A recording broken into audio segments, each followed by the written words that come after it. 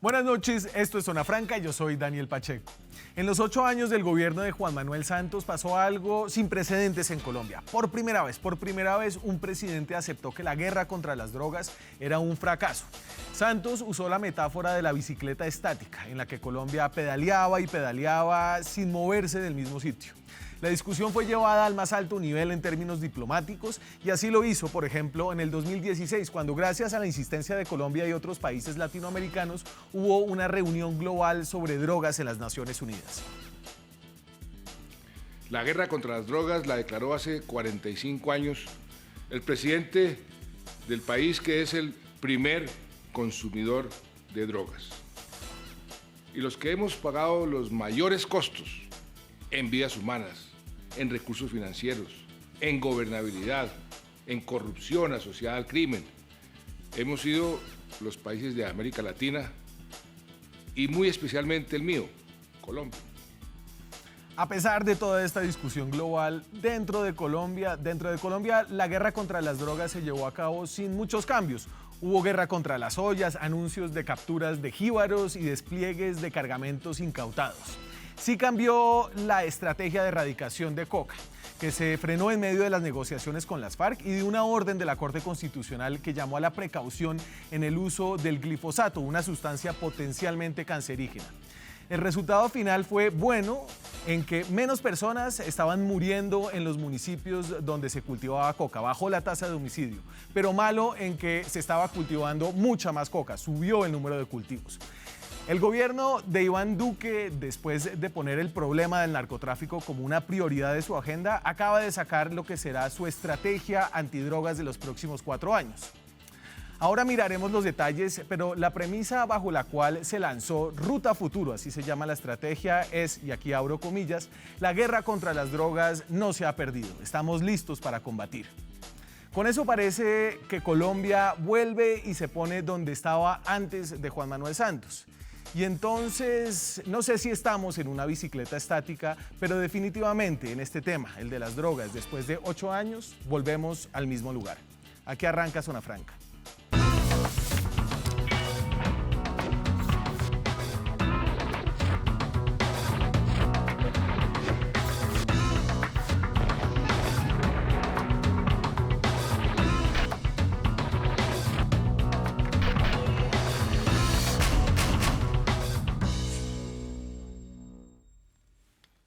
Y para hablar de Ruta Futuro, así se llama la nueva estrategia antidrogas del gobierno del presidente Iván Duque, me acompañan esta noche dos personas que podríamos llamar expertos en los temas de drogas. Hernando Zuleta es economista, es el director del Centro de Estudios de Desarrollo Económico de la Universidad de los Andes. Fue director del Centro de Estudios de Crimen y Drogas. Seguridad y Drogas. Casi, de Seguridad y Drogas, que no es el CEDE, sino el... CECED. CECED. Wow. Gracias, Hernando, por estar acá. No, gracias a usted por la invitación. ¿Qué tal? ¿Cómo vio la estrategia? Pues no la vi mucho, ¿no? Vi el comunicado que sacó el gobierno, que es más una manifestación de intenciones que una estrategia. Celebro que hay como un cuarto del documento es sobre prevención. Y me parece que es loable que dediquen un cuarto del tiempo que dedican a planear la estrategia a prevención. Juan Carlos Garzón trabaja en la Fundación Ideas para la Paz, es ahora el director del área de dinámicas del conflicto, es politólogo, ¿cierto, Sí, Juan señor. Carlos? Sí, ¿Y usted sí ha visto más detalles de lo que será esta estrategia? Bueno, buenas noches. Sí, pues yo tuve la fortuna que me llegó el borrador del documento largo. Entonces, pues creo que después de revisar los memes de la policía y este documento de la ABC, el documento largo está mejor de lo que parecía, digamos, los anuncios preliminares o lo que salió en la prensa. Esperábamos a alguien del gobierno, desafortunadamente por un evento de último momento no pudo estar aquí la persona que nos iba a acompañar, pero pues afortunadamente usted sí conoce los detalles y nos va a poder contar mejor de qué se trata. Porque yo arranco con esto, a mí lo que me llegó, además del comunicado, fue este curioso meme, y sí, el gobierno ya hace memes. Y entonces este es el rumbo de la política antidrogas. Ruta a futuro. Política integral para enfrentar el problema de las drogas. Y dice, la guerra contra las drogas no se ha perdido. Estamos listos para combatir. ¿Usted cree, Hernando, que la guerra contra las drogas no se ha perdido? No, yo creo que sí se ha perdido.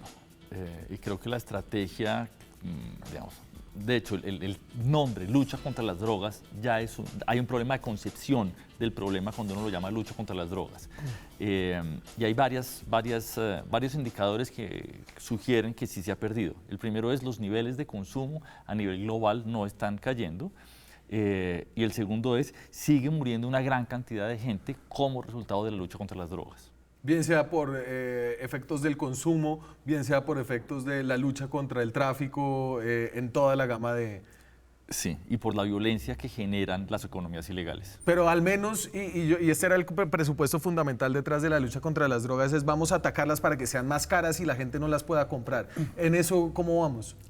Sí, de hecho, si no hubiera lucha contra las drogas serían más baratas. La gran pregunta es, ¿qué ganamos con que las drogas sean más caras? Y déjenme hablar como todo un economista. Sí. El hecho de que las drogas sean más caras, en efecto, tiene un efecto sobre la demanda. No obstante, en el corto plazo la demanda es muy inelástica. Eso quiere decir que al incrementar el precio, la reducción en demanda es menos que proporcional. De manera que los ingresos derivados del negocio son más altos. La pregunta es, ¿no generaríamos ingresos inferiores para las estructuras narcotraficantes con precios más bajos?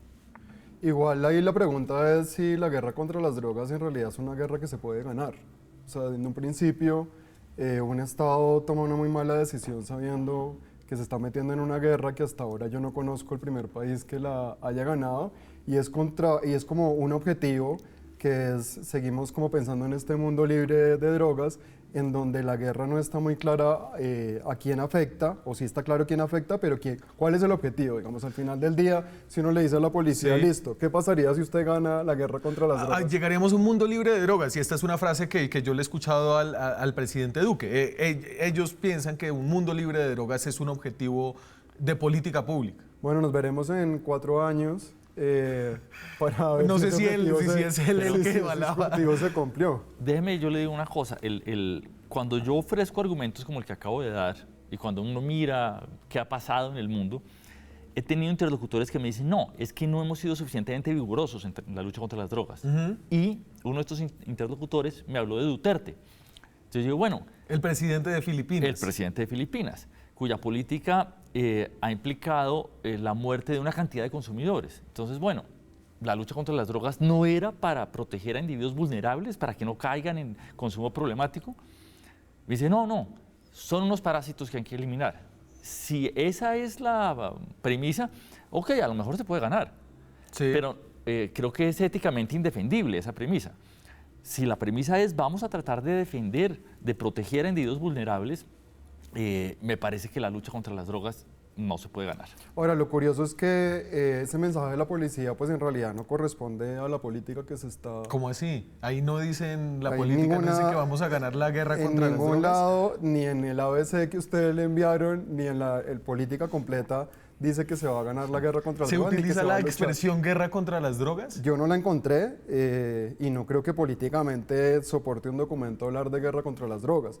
Entonces, lo que creo es que ese mensaje de la policía sí nos pone a pensar sobre si lo que está Ojo, aquí en este la policía documento aparece en la foto, pero Claro. el mensaje es de la presidencia. ¿o es de la no? presidencia, pero ese mensaje, sea quien sea que lo haya hecho en su computador, finalmente lo que nos pone a cuestionarnos es si esto que está aquí, estos contenidos y esas páginas que circularon, en realidad están siendo asumidas de la misma manera por todas las instituciones. Y yo creo que hay como una suerte de brecha entre lo que aparece en los documentos y lo que realmente se quisiera hacer, por esta sensación de que estamos inundados de coca, que las regiones están otra vez en estado de confrontación y que la única manera de salvar al país es si vamos de frente otra vez contra las drogas. A ver, entonces yo tengo la misma información que Hernando, que era un comunicado de 5 páginas con alguna descripción de los 5 pilares que tiene esta política antidrogas. El primer pilar, y al que le dedican buena parte de la información pública al respecto, es el pilar del consumo de drogas. Y ahí yo vi a ver, unos datos medio cocinados acerca de la magnitud del incremento en el consumo en el país. Y le pongo un ejemplo. Entonces, el gobierno dice en el comunicado, entre el 2013 y el 2016 el porcentaje de adolescentes entre 12 y 17 años con consumo reciente de drogas ilícitas incrementó de 4.3% a 8%. Ese está en el documento del resumen de Ruta Futuro. Ese sería un incremento que es de casi 100%, ¿cierto? Ese incremento. Sí. Sin embargo, si usted se va al Estudio Nacional de Sustancias Psicoactivas en Población Escolar en Colombia, que es del 2016, estos son los datos de consumo de drogas en el último año, es decir, de manera reciente. Y pasa del 2011, que es el último dato comparativo, digamos de 8.6% a 9.7%. Mirando un poco dentro de cómo sacan ellos este dato, ellos lo que hacen es que cogen un estudio del 2013, que es la Encuesta Nacional de Consumo de Sustancias Psicoactivas, y utilizan el fragmento en esa encuesta de población de 12 a 17 y lo comparan con los resultados del 2016, lo que en términos estadísticos es problemático, por decirlo menos. Es problemático. Sí, si uno mira encuestas comparables, es decir, la misma encuesta, una detrás de otra, lo que se ve es, primero, que el consumo agregado, digamos, sigue siendo bastante bajo comparado con países consumidores. Sí. No obstante, y esta es una cosa en la que ellos no hacen énfasis, si uno quiere asustar a la gente, lo que tiene que decir es, el consumo en escolares es muy alto en Colombia, comparado con casi cualquier país. Esto es un hecho. ¿Qué quiere decir eso? Bueno, que hay una señal de alerta que dice vale la pena invertir en prevención. Ahora, si uno mira tendencias, no es cierto que se vean incrementos sustanciales en consumo. ¿Está disparado el consumo en Colombia? Que es un poco una premisa y usted dice asustar porque ellos quieren asustar. Y yo traigo esto no solamente por fregar a la gente del gobierno, sino porque en el tema de la lucha contra las drogas se ha dicho reiteradamente que hay que basarse en evidencia y en datos. Y entonces aquí yo empiezo a encontrar algunos aspectos preocupantes. Sí, igual, yo creo que pues hablar de las tendencias del consumo con la evidencia que tenemos es muy problemático por la comparabilidad de las encuestas, pero además las metodologías que se han usado, hay todo un debate si en realidad estamos ante unos buenos datos que podemos confiar o no, pero aún así, pues yo creo que también es un tema de percepción, es decir, yo creo que sí hay una preocupación en la ciudadanía, una percepción de que está aumentando el uso de drogas, ¿no? Creo que eso responde a la agenda electoral que tuvo Iván Duque, y creo que se han, digamos, como montado en el mensaje de que esto es para proteger a los niños y a las familias, y a partir de ahí eso justificará cualquier política que se tome, cualquier acción, sí, aun si la evidencia no muestra que eso va a dar algún resultado. Pero usted que sí vio la política en sí, digamos, la política le parece, en la versión larga, la que todavía no es pública, es un documento armado con datos empíricos y que, digamos, que respeta la evidencia. Pues yo creo que incluye la evidencia que se tiene, es en algún momento alarmista, pero a mí lo que me causó un poco de curiosidad es que esta política en varias partes es un copie y pegue de lo que teníamos con Santos. ¿No? Lo cual a mí me pareció, eso fue lo primero que me llamó. ¿Cómo así? ¿Es santista? La política esta yo diría que es santista a excepción del glifosato. Es decir, es una política que se trabajó, uno puede comparar esto con los lineamientos que presentó Santos a finales de diciembre de 2017 y hay párrafos que son o idénticos o contenidos que son muy parecidos, lo cual a mí no me deja asombrar, pues por esta idea que teníamos de que pues gran parte del aumento de los cultivos y la situación que tenemos hoy era esa ausencia de política o esa mala política que se implementó. Y entonces ahí a Zuleta le empieza, se tranquiliza. Sí, en efecto, creo que el discurso en general y la política de Santos buscaba estar basada en evidencia. No estoy diciendo que era una política perfecta, tenía una cantidad de fallas, pero el intento era construir una política basada en evidencia. Y en ese sentido, me parece bien que el gobierno actual recoja los lineamientos de política del gobierno anterior. La pregunta es cómo va a recibir el Centro Democrático y en general pues, los votantes, quienes Sí. eligieron a Duque, cómo van a recibir este documento. Claro. Cuando encuentren que dentro del documento hay conceptos como reducción de daños, por ejemplo, en el consumo de drogas, que es un concepto que dice, además de disminuir el consumo, tenemos que reducir los daños que ya genera ese consumo, ¿cierto? Sí. Que es un concepto, digamos, progresista en la mirada de política antidrogas. Ahora, yo creo que si uno quiere tener la película completa, esta política es insuficiente. Es decir, uno tendría que revisar las bases del Plan Nacional de Desarrollo, donde, por ejemplo, el tema del consumo es muy débil, no se menciona específicamente el Ministerio de Salud, y también hay un documento circulando, una resolución del Ministerio de Salud, en donde al parecer le bajan el perfil al tema de reducción de daños. Entonces yo creo que al final, yo tengo la impresión de que este gobierno juega en distintos planos y que se están haciendo distintos ajustes, pero Sí. estos ajustes no, digamos, van en un solo paquete con un cambio radical, sino son cosas que finalmente se van a mover en distintos planos y que sí van a tener repercusiones en lo que se está implementando. Y entonces, para ahora. que la gente sepa, digamos, reducción de daños era una política que estaba en el gobierno anterior y que tenían varias alcaldías, que era entregarle a las personas que consumen heroína un kit de agujas y de agua y cosas para que no compartieran las agujas. Eso entra como, digamos, dentro de la política de reducción de daños. ¿Usted cree que esto va a seguir bajo Ruta Futuro? Bueno, eso es una herramienta de la reducción de Sí. daños.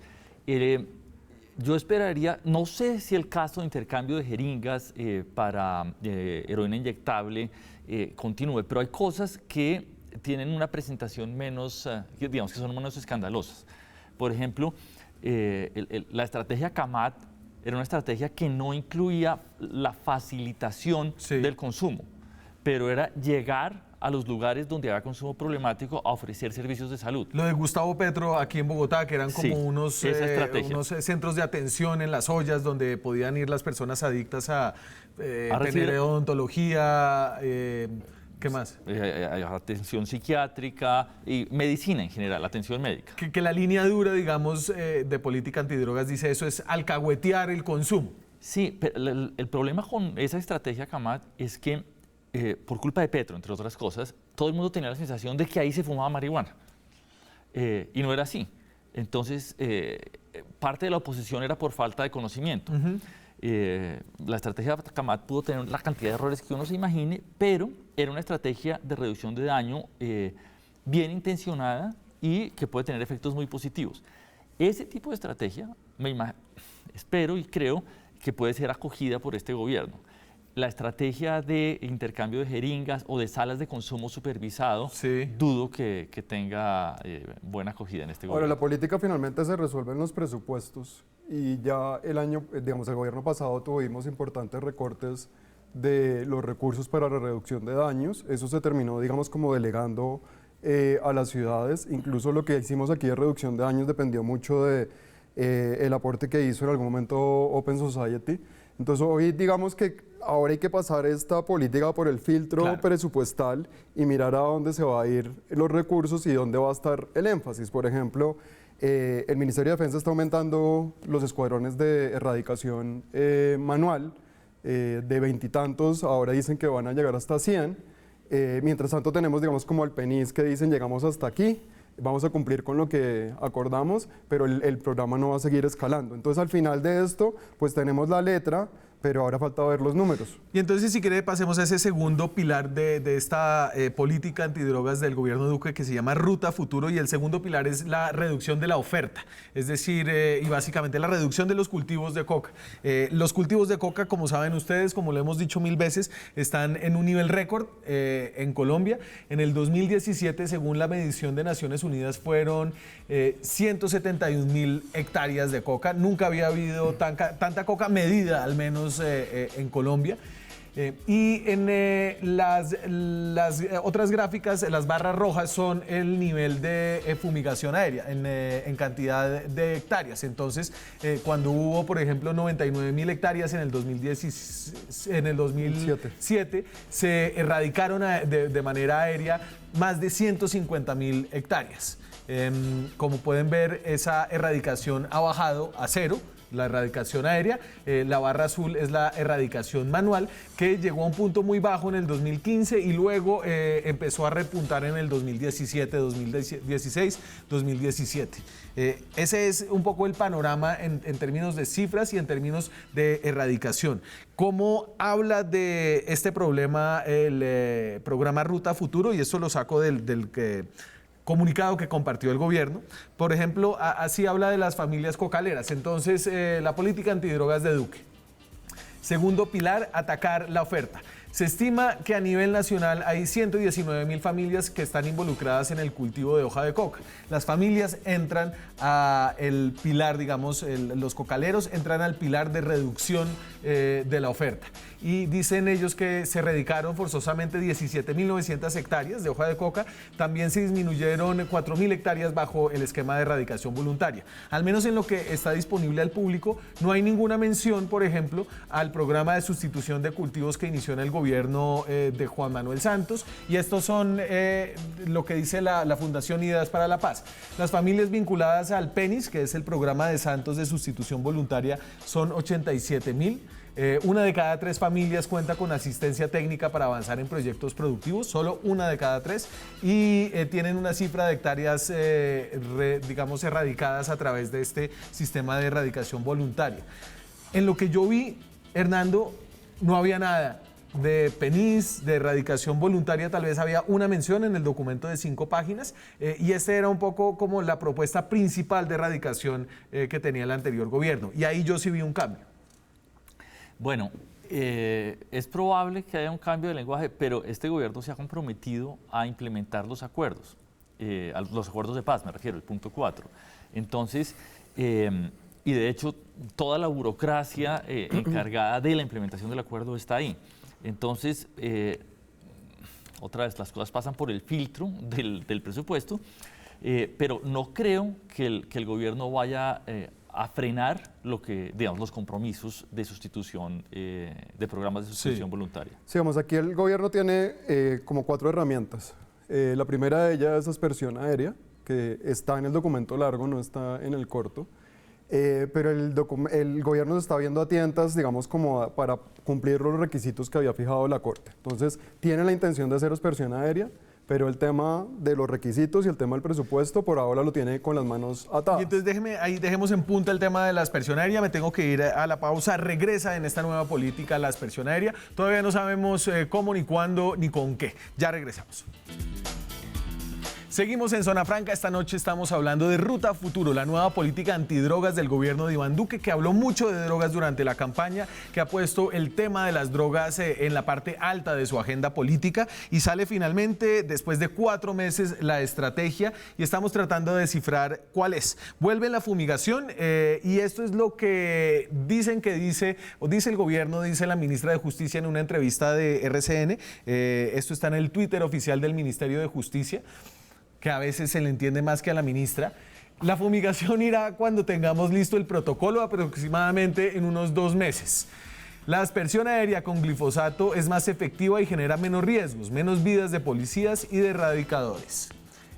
Entonces uno dice, vuelve, pero ¿con qué vuelve? Y yo lo había cortado a usted. A ver, aquí hay 2 temas gruesos, que es el tema de recursos, es quién va a pagar por la aspersión aérea. Es un programa costoso para montar. Y el segundo tema es cumplir los requisitos los lineamientos que plantea la Corte. Entonces aquí echémonos para atrás, porque corre el mito urbano, bueno, no, esto creo que es discutible, pero si Santos suspendió las fumigaciones aéreas para hacerle un favor a las FARC en medio de la mesa de negociación. Entonces, esa es una versión. Otra versión es que la Corte Constitucional lo obligó a detener las fumigaciones. Lo que pasa es que hay varios momentos. La Corte se pronunció, digamos, habría el principio de precaución, en donde se apelaba a la salud pública, y teníamos un gabinete muy distinto al que teníamos ahora. Estaba Alejandro Gaviria en ese momento, y fue en el Consejo Nacional de Estupefacientes que se toma la decisión de, bajo ese principio, decir, se suspende la... Pero después la Corte viene con una serie... El Consejo Nacional de Estupefacientes, donde tiene asiento el ministro de Salud, el ministro de Justicia, el procurador general, el fiscal general... el canciller, policía, ya número de defensa. Digamos, es como la instancia... Después viene la Corte y dice, bueno, aquí hay unos si se llegara a activar la aspersión, estos son los criterios en los cuales debería operar. Y son criterios que no son fáciles. Yo saludo el hecho de que el gobierno se haya parado y haya dicho, pues a nosotros nos toca cumplir estos criterios. Ya han estado dando vueltas para ver cómo se puede... ¿Y cuáles son los criterios? No sé, por ejemplo, tiene que demostrar con evidencia científica independiente que, digamos, que lo que usted va a usar no va a hacer daño. O, por ejemplo, tiene que hacer la aspersión en consulta con las comunidades. Ajá. O, por ejemplo, tiene que tener un mecanismo, estos son los que recuerdo, un mecanismo de evaluación también independiente. O sea, en realidad con el glifosato uno le aplica eso y uno dice, no sé, es muy difícil hacer eso. Entonces, hoy eso puede que nos den la sorpresa y que la ministra en 2 meses pues diga, aquí tengo todo listo y se vaya, y eso en algún momento pues lo tendrá que considerar la Corte. Ahora, segunda herramienta, o si usted quiere seguir hablando de aspersión. Sí, quiero que Hernando se eche ahí, es decir, que me diga un poco la evidencia hacia dónde apunta. La evidencia sugiere que ese trino está supremamente mal. La aspersión aérea es supremamente costosa y no es eficiente. Es decir, los números sugieren que el costo de erradicar una hectárea vía aspersión aérea es órdenes de magnitud superior al precio de mercado de la hoja que se cosecha en esa hectárea. Ajá. Entonces, es supremamente costoso. Es cierto que el riesgo, básicamente cuando vamos con erradicación manual, hay el riesgo para la vida de los erradicadores, cosa que pues, no sucede de la misma forma con la aspersión aérea, pero es supremamente costoso y como siempre está sujeto al efecto globo. Pero además hay una cantidad de limitantes a la hora de hacerlo efectivo.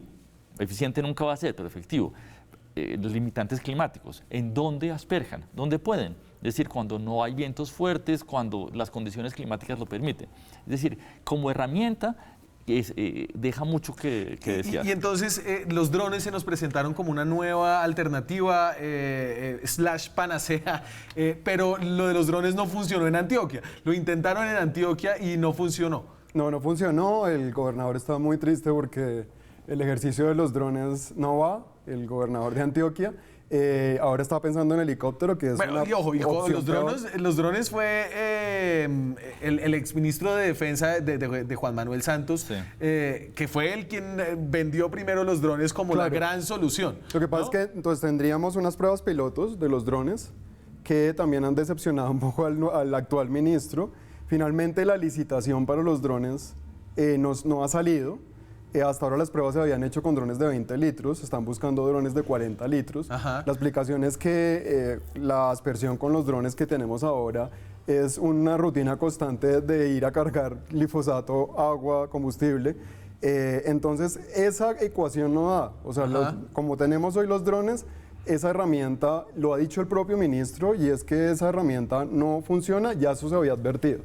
Quedaba entonces la erradicación forzada, manual, ¿no? Y entonces se han venido aumentando el número de escuadrones de erradicación, pero lo que pasa es que tenemos 2 problemitas. El primero es minas antipersonal y el segundo es, hay zonas donde verdaderamente es muy difícil entrar a hacer erradicación forzada por cuenta de las comunidades. Es decir, las comunidades, hay unos compromisos o hay comunidades que no están dispuestas. Es decir, y esto ya lo vimos, hubo una masacre en el municipio de Tumaco. Hace como 2 años. Exacto. Que fue un encontronazo entre un escuadrón antinarcóticos de la policía y una comunidad que no quería que asperjara. Claro, entonces tenemos ahora esto que han dicho, que vamos a llegar hasta 100 escuadrones. Cada escuadrón hace como de a 3 o 5 hectáreas cada día, multiplique, digamos, como cuál es el volumen. Ahora, yo sí quiero decir algo, porque pues para ser como congruentes con lo que vi en el documento, y es que creo que un avance sí es como tener zonas diferenciadas, o sea, estrategias diferenciadas para las distintas zonas, y eso está en el documento largo. Eso es una cosa que hemos reclamado, que es que una camisa de talla única para todas las regiones no funciona. Pues lástima que se insista en la aspersión, pero creo que la aspersión tal como la vimos no va a volver a pasar en Colombia. Pero y en el sentido de que no hay camisa única, digamos una camisa de única talla para todas las regiones, la aspersión no sería una solución en algunas regiones del país, es decir, donde no están cerca de los parques naturales, donde no hay un gran arraigo comunitario, donde hay cultivos grandes. Sí, creo que ese es el argumento. Y desde 2013 hasta ahora se han, digamos, las extensiones de cultivos en muchas zonas se han hecho mucho más grandes. Y ahí, en esas zonas, la efectividad del glifosato es muy superior. Claro. El asunto es, siempre va a estar el riesgo de la salud. Si con que haya un individuo ahí, la aspersión aérea puede estar, digamos, violándole el derecho a la salud a ese individuo. Claro, pero si usted manda un escuadrón de erradicación manual, es decir, Sí. también hay una... Es distinto, ¿no? No, de acuerdo. pero- Creo que ese es el argumento, ¿no? Y es, si yo tengo grandes extensiones de coca, a lo mejor ahí me funciona la aspersión. Y esta es una discusión que vale la pena seguir teniendo, es decir, ¿es esta una herramienta tan importante como para luchar, como para decir necesitamos esto para bajar la cantidad de hectáreas de coca que hay en Colombia? Lo que pasa es que se instaló la idea de que los cultivos de coca subieron desde que suspendimos la aspersión, cuando hay evidencia de Ojo, que no y- fue así. Y dame otra vez cultivos erradicación y ahí se ve, ¿no? En esa gráfica se ve que no hay una relación, digamos, directa entre la cantidad de cultivos y la fumigación. Esto lo hemos dicho aquí 500 veces, pero tumbar esa idea es imposible. Entonces, mire, en el 2017 se erradicaron por vía aérea más de 150.000 hectáreas. 2017. Ese año hubo 99.000 hectáreas cultivadas. El año siguiente se erradicaron alrededor de 100.000, es decir, bajó el nivel de erradicación aérea y también bajaron los cultivos de coca. Es decir, puede bajar la erradicación por vía aérea y también bajar los cultivos de coca. En el año 2013, que es cuando llegamos al menor nivel de coca en los últimos años, que fueron 48.000 hectáreas, también fue el menor, uno de los menores años de área erradicada de forma aérea, es decir, no hay una relación ahí directa. Sí, Pero esta no ha vendido. es que estamos súper acostumbrados a hacer correlaciones estadísticas con dos observaciones, y eso evidentemente es un problema. Nosotros hemos hecho ejercicios estadísticos a nivel municipal y para toda la serie de tiempo que se tiene desde los 90 hasta hoy. El problema es que esto es un mercado y el área cultivada depende de todos los fundamentales económicos. Y sí, Es decir, los peruanos y los bolivianos que tienen más éxito en sus estrategias antidrogas terminan echando la coca para acá, digamos. Pero esa sería digamos, una. hay una cantidad de elementos. Por ejemplo, cuando en los 90, comienzos de los 90, Colombia fundamentalmente casi no tenía cultivos de coca. Era el centro de la manufactura y exportación de cocaína, ¿cierto? El éxito en la lucha contra los carteles, Sí. sumado a el éxito de Fujimori contra Sendero Luminoso, cambió el panorama. Y entonces pasamos a un mundo con cabezas del narcotráfico menos visibles, menos interconectadas internacionalmente. Se rompe el puente aéreo entre Perú y Colombia y ahí empieza el crecimiento de cultivos ilícitos. Después hay una cantidad de fenómenos. Por ejemplo, en los años en que empieza a caer el área cultivada son años de boom minero. Entonces, eso no explica el 100% de la De caída. devaluación del peso, que es otra de los factores. Eso el es precio reciente. del oro. Lo de evaluación del peso es reciente. Pero, Claro. pero digamos, el incremento en cultivos también coincide con la destorcida del boom de commodities, incluido el oro. Entonces, hay una cantidad de elementos si uno hace la estadística bien jalada, encuentra que sí, que hay un efecto de erradicación manual. Depende de la muestra que tome uno, la erradicación aérea Sí. puede tener un efecto, pequeño pero puede tener un efecto. El punto es, uno no le puede achacar el rebote en cultivos en su totalidad a las políticas de reducción de cultivos. Me voy a la pausa. Cuando regresemos en el pilar 3 está la lucha contra el crimen organizado. ¿Hay alguna innovación aquí en el gobierno de Iván Duque, quien retoma una segunda versión de la seguridad democrática de Álvaro Uribe? Ya regresamos. Seguimos en Zona Franca, estamos hablando de la estrategia del nuevo gobierno, la nueva estrategia antidrogas del gobierno de Iván Duque, que de hecho lanzó muy a propósito en el departamento del Guaviare este fin de semana en un taller Construyendo País. A propósito de la lucha contra el crimen organizado, esto es lo que dice el presidente Duque.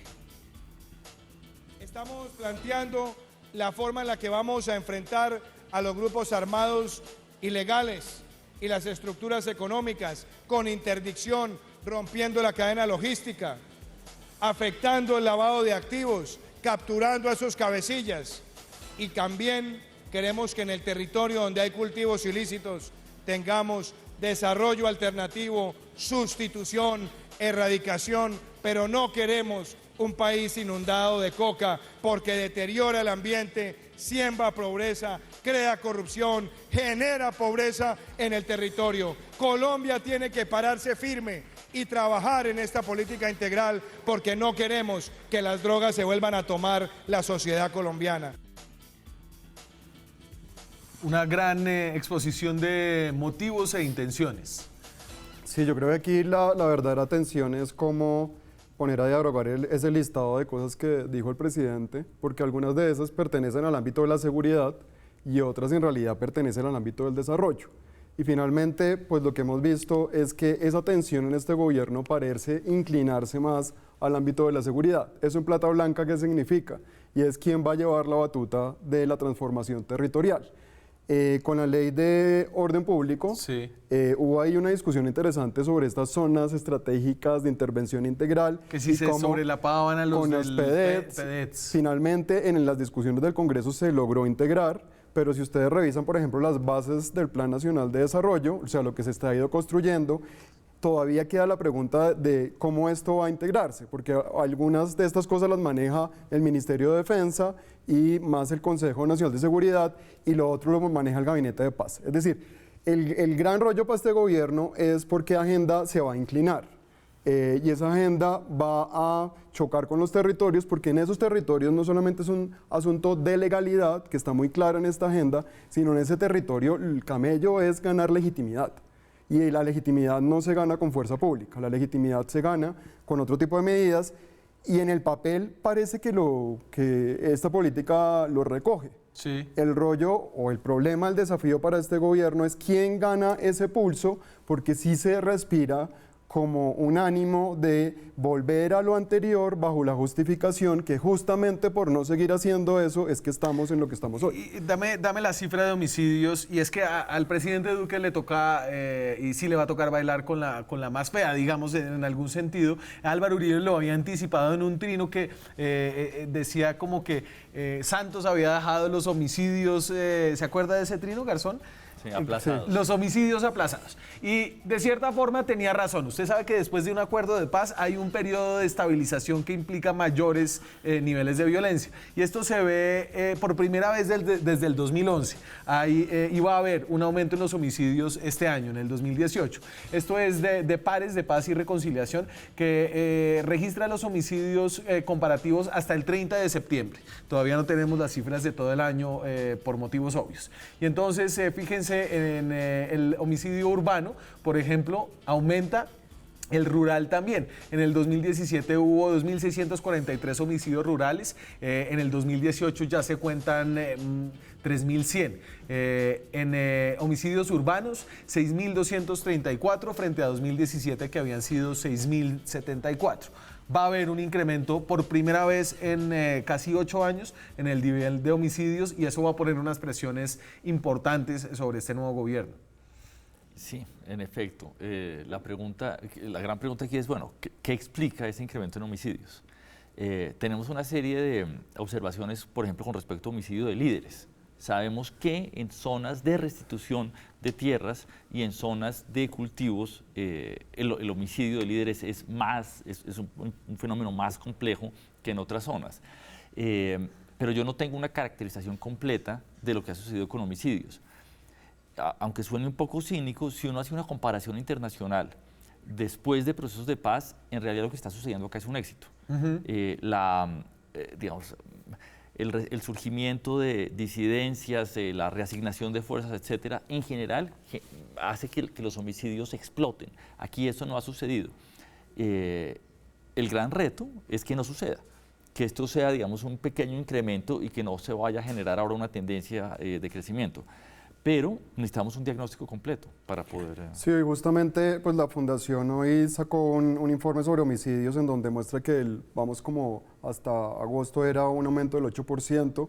Eso se supone que el gobierno ha dicho que esa proporción ha bajado un poco, ese aumento, pero esto completamente de acuerdo en que probablemente terminemos al alza.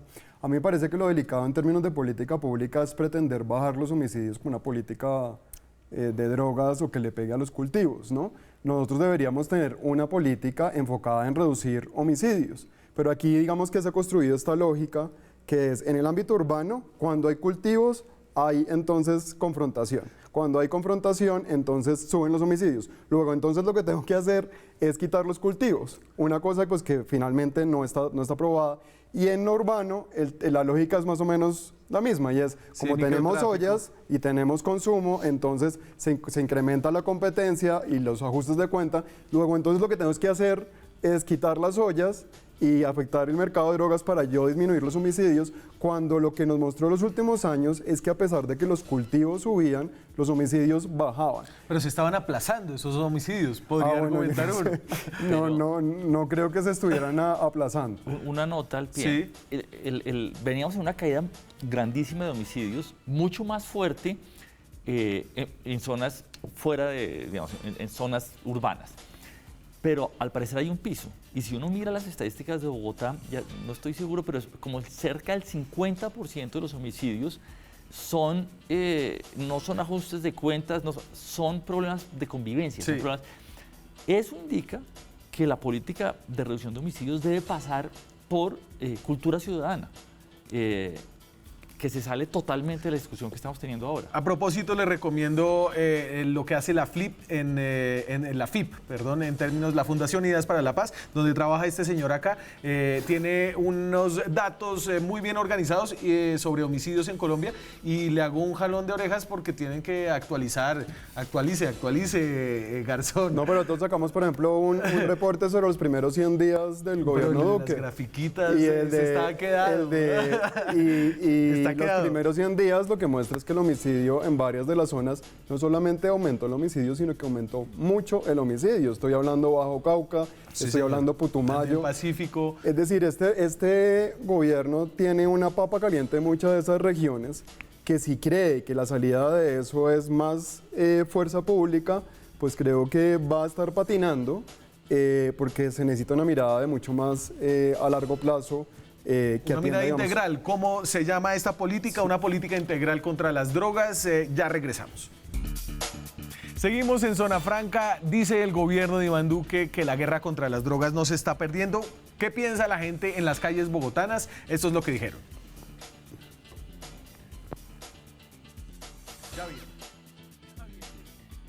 Bogotanas estuvo la periodista de Zona Franca, Angélica Casallas, preguntándole a la gente, y ya se las pongo en un segundo. Estábamos hablando de la política antidrogas y empecemos, pues ya se me va a acabar el tiempo, a cerrar acá. Entonces, ¿aquí hay una visión integral? Yo creo que la hay, lástima que la hayan metido lo del glifosato. O sea, en papel la hay. Mis dudas son en términos de recursos y en términos de quién va a llevar la batuta en este tema. Pero déjeme interpretarlo ahí. Usted dice que las cosas, es decir, no sirve una única camisa para las distintas regiones. ¿No significa eso que también habría que tener la opción de la fumigación aérea, que incluso estaba contemplada en el acuerdo? Pues al final el gobierno tiene que escoger el mal menor. Y yo creo que a esas alturas nosotros estar preguntando si van a aplicar la aspersión o no, creo que lo van a hacer. La cuestión es cómo lo van a hacer y cómo el Estado garantiza que lo que haga no va a empeorar lo que ya tenemos. Listo. Ahora sí vamos a lo que dice la gente en la calle. Ya lo tengo. Esto es Zona Franca en la calle.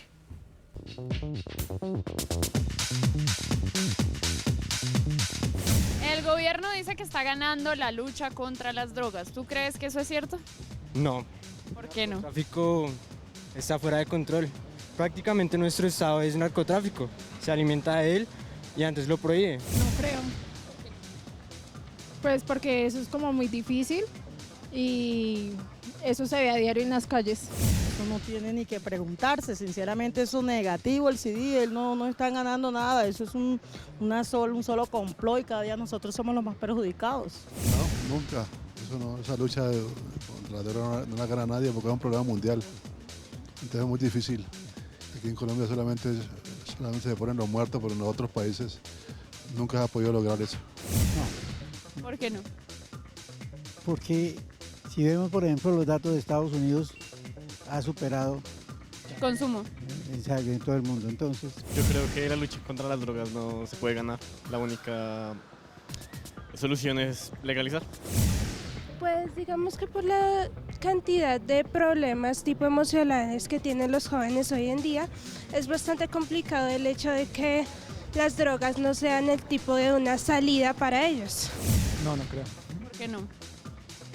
Porque los cultivos ilícitos se están esparciendo al territorio del país, en el sur, por toda la costa pacífica. Ya pues, todos los medios y todos los medios de comunicación y las noticias pues ya lo hacen muy evidente. No, eso es una gran mentira todavía. ¿Por qué? Yo todavía veo mucha gente con droga, hasta jóvenes, y niñas jovencitas, peladitas. Entonces no creo que eso, por más que quiera el gobierno, por más que quiera uno, eso no lo van a acabar así tan fácilmente. Bueno, la gente dice que esta es una lucha perdida. Había un dato, Hernando, que me llamó mucho la atención dentro del resumen que hizo el gobierno, es que 5% del PIB es lo que tiene, digamos, el narcotráfico de la economía colombiana. Mire, creo que eso está sobredimensionado. Si uno utiliza las cifras de cultivo y los factores de conversión que da Naciones Unidas, y los datos de incautación, lo que le da es que la cocaína, el valor de la cocaína en el mercado, a precios de costa en Colombia, es 0.5% del PIB, no 5%. Uno tendría que valorar toda la producción potencial neta de incautaciones a precios de Nueva York para llegar a ese 5% del PIB. Es decir, le están achacando a Colombia toda la intervención que va desde las costas colombianas hasta el consumidor final. Entre, como hacen los fact-checkers, ¿usted diría falso, exagerado? Falso. Falso. A pesar de que este es un problema un poco que se ve sin salida, esta es la pregunta que hacen en la encuesta longitudinal de Gallup. Esto es desde el año 2011 que la hacen. ¿Está usted de acuerdo con legalizar el tráfico y consumo de drogas en Colombia? 81% está en desacuerdo, 18% está de acuerdo, y creo que estamos en niveles casi idénticos a los que estábamos hace 8 años. Esta tampoco, digamos que esta vía tampoco parece avanzar. Pues lo que pasa es que esa pregunta está muy mal hecha, digamos, las drogas son un universo muy amplio y el tema tal vez no sería legalizar. Si uno le pregunta a la gente sobre específicamente la marihuana puede obtener preguntas distintas. Ahora, por ejemplo, déjeme decirle algo, y es que en Uruguay regularon el mercado de drogas con la opinión en contra. O sea, la opinión no siempre es el factor, digamos, que podría o debería guiar la política. ¿A usted le gustaría algún tipo de regulación? ¿Le parece que eso sería positivo, Hernando? Sí. Eso dicen los expertos. Muchas gracias, señores, por estar aquí esta noche. Muchas gracias a ustedes. Nos vemos mañana con más periodismo, con más debate, con más opinión. Chao.